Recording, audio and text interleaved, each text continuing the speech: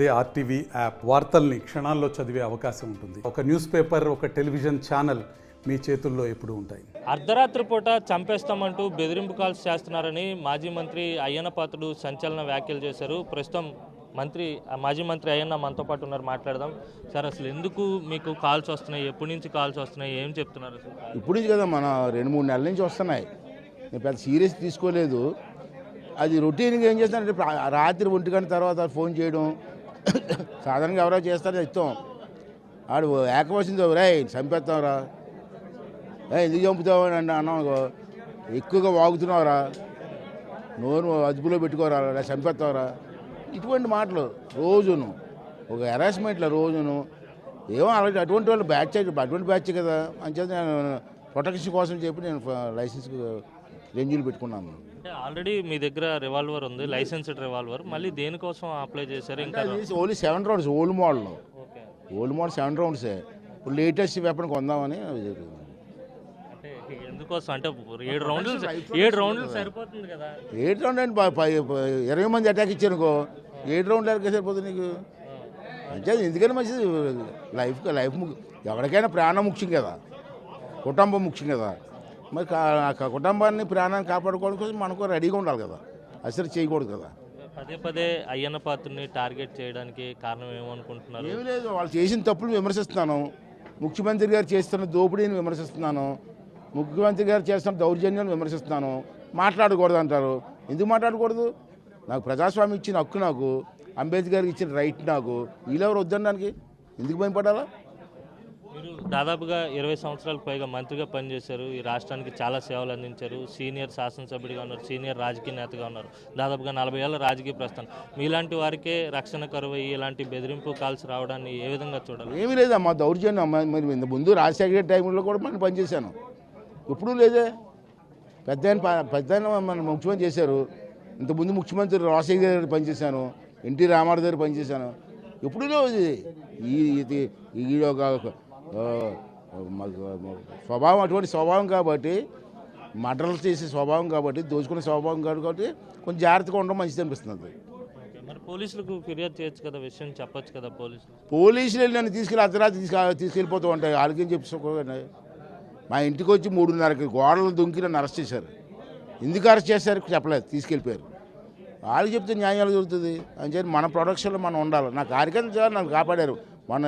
ఎన్నిసార్లు అంటే 15 కేసులు పెట్టారు. 15 సార్లు కూడా నా కార్యకర్తలు నన్ను కాపాడారు. వీళ్ళు నమ్ముకుంటే మొత్తం ముంచేస్తాను. పోలీసులపై నమ్మకం లేదంట? లేదు.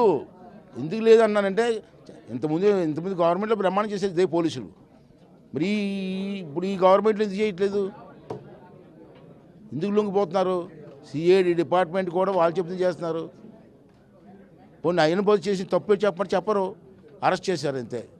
ఎందుకంటే పైనుంచి ఆర్డర్స్. మా ఇంటికి వచ్చిన అరెస్ట్ చేసి ఎందుకు అరెస్ట్ చేసి చూపించబట్టే పైనుంచి ఆర్డర్స్ అంటారు. అదే సమాధానం అండి.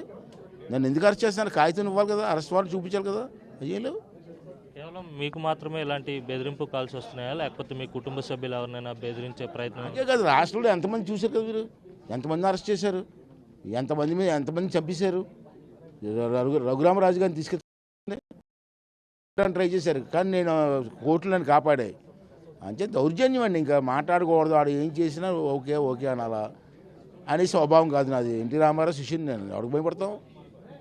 చివరిగా మీ రాజకీయ వారసత్వం విషయానికి వద్దాం. మీ అబ్బాయి కోసం, విజయ్ కోసం అనకాపల్లి టికెట్ కేటాయించాలని ఇప్పటికే చంద్రబాబు నాయుడిని విజ్ఞప్తి చేశారు. ఏమైనా అటు నుంచి రిప్లై వచ్చిందా? మీ అబ్బాయి వస్తుంది, టైం వస్తుంది చెప్తే. మనం అప్లై అందరితో మేము అప్లై చేసాం, ఇస్తే వెళ్ళండి గుడ్.